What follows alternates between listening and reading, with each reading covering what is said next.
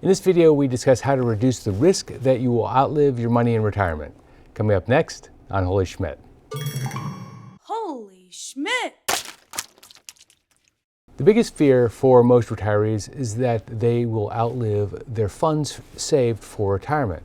This fear has increased notably over the last 12 months given the market performance as of late. While no one has a crystal ball, the biggest risk for most retirees isn't the size of their nest egg, it's what they do with it. And it's worth noting that the reason that this is such a big issue is that going into retirement has a 1-2 punch. You no longer save for retirement and you no longer have income coming in. In fact, in retirement, both are moving in the opposite direction. It's something you've never experienced before. This creates a blind spot because the vast majority of retirees have never retired before, so they don't know how to manage this part of the process. This video will help you navigate the blind spot more clearly and give you tips and strategies to help you with your retirement. All right, let's get into it. But before we do, let me give you a mind bender. Which English word has 3 consecutive double letters? Answer at the end. All right, let's go. All right, point number 1, enter retirement without debt. If you go into retirement with debt, you're not alone. The fact is 40% of all retirees in the United States enter retirement with debt, and 40% of their income goes to servicing that debt. So it is a big portion of the overall pie that is going to pay for debt. And just to really emphasize this point, let's play a little game. Let's say that you had $10,000 from an inheritance, a recent inheritance, and you had a choice. Choice 1 is take that $10,000 and invest in government guaranteed bonds, paying 10%. I know that's something that doesn't happen, but let's just say you could get 10%, or pay down your credit card debt. Which would you choose? Many would say, I'm going to invest in government guaranteed bonds at 10% because that's a great deal and I can always pay off my credit card tomorrow. But if I was to ask the average person what the interest rate is on their credit card, most wouldn't be able to tell me. But the fact is, credit cards run between 17% and 21% and closer to the higher end today. Even with all of that information, a lot of people would still take the opportunity to invest in 10% government guaranteed bonds. Here's the problem. If you are on a fixed income, which many retirees are, meaning Social Security, interest income from bonds, and dividend income from stocks, you are at an extreme disadvantage because you have cash flow to live your life, but you don't have extra cash flow to pay down that debt later on. Also, statistically, if you carry debt on your credit card, you're the type of person who carries debt on your credit card. What this means is that you don't see the interest rate, all you see is the payment. And believe me when I tell you, that seems like a small payment, but when you only have a few hundred or maybe even a few $1,000s extra per month for other things, that payment becomes a big, big weight on your shoulders. $10,000 in investments feels safer than $10,000 less debt.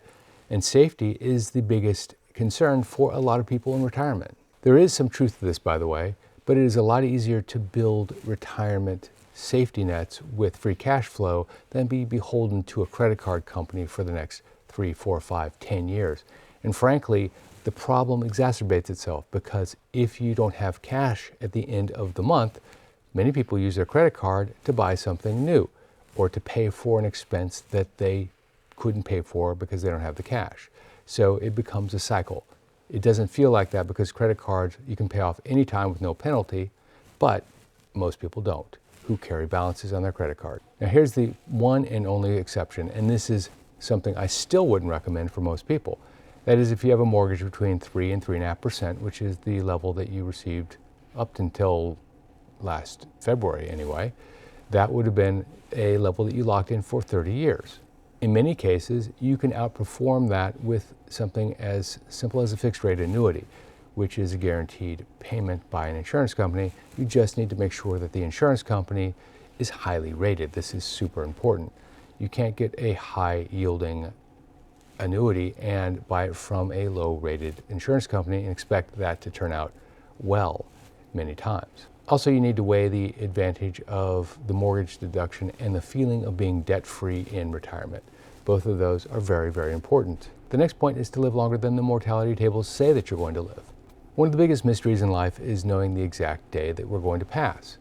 And if you talk to the average retiree, unless they're providing for a loved one upon their departure, they want to leave this planet with $1 in their checking account, maybe even less. This thinking has created a lot of problems for retirees because they're making choices that they later regret. They choose to take Social Security earlier than they should, for example. By the way, that decision is classic. I'm taking Social Security at age 62 because my brother, father, grandparent all passed away early. There's a strong rationale for this, by the way. If you are pretty confident in the outcome that you're contemplating, but most people can't be that confident. And frankly, those that look at Social Security this way look at it as a return on their investment, or a return of a forced investment, using the words of some people. But you really need to understand your values here before making this decision, because your values may not align with this decision. If you look at Social Security as insurance rather than a forced investment, you may make a different choice. Some people might even wait to age 70 because the break-even point with Social Security is approximately 83 years old if you choose Social Security at age 70. If you don't make it to age 83, you won't have extracted every last dollar of value. But it's also worth pointing out that most people who buy insurance don't claim on that insurance, or if they do, they don't get the money back that they paid for the insurance. So that's just part of the game, so to speak. The next point is calibrating years 1 and 2 in retirement. Let me explain. Earlier we talked about the fact that people in retirement don't have experience in retiring. It's a one and done type of event, generally. Not always, but generally. Because of this, when you enter retirement, there are expenses that are higher than you expect and expenses that are lower than you expect. And the only way to truly know what those expenses are going to look like is to go into retirement. There are many reasons for this. The number one reason is that if you are not knocking on retirement's door or in retirement, you don't know what your expenses are going to look like 2, 3, 4, 5 years out. And the reason is simple. You can't forecast the way that you could 5 or 10 years ago. Last week, they reported an inflation number of 6.5%. Before that, the COLA adjustment was 8.7%. Now, these are astronomical numbers.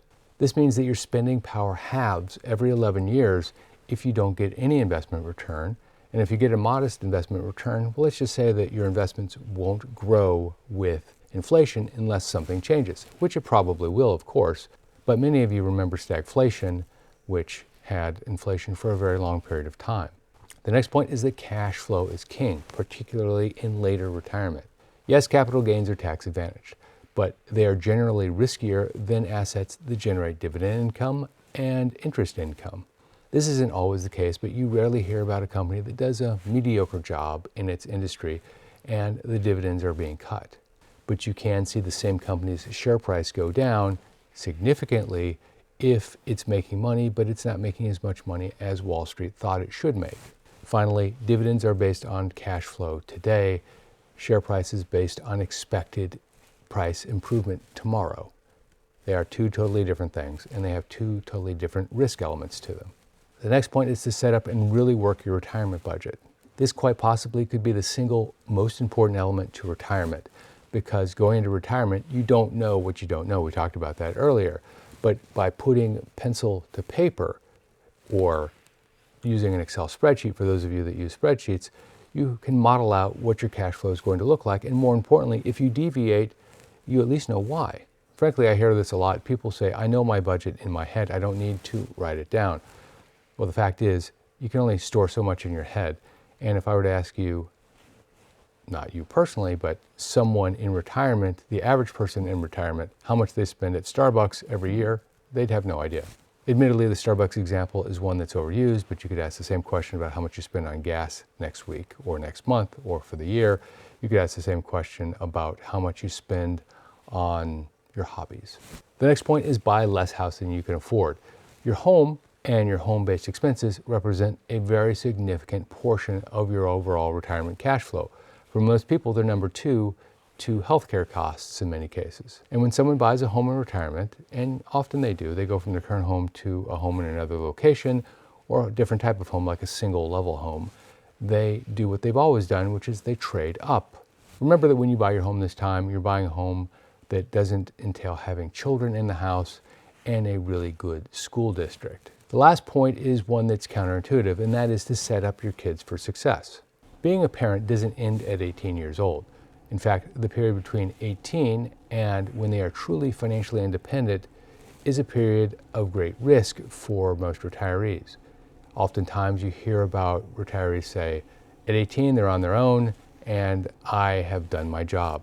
The fact is, you may think you have done your job, but at 25, if they haven't made something of their lives, they may be coming back to you for additional financial help to move in or other aspects that you didn't anticipate. Often this period just means having a conversation with them about life's lessons.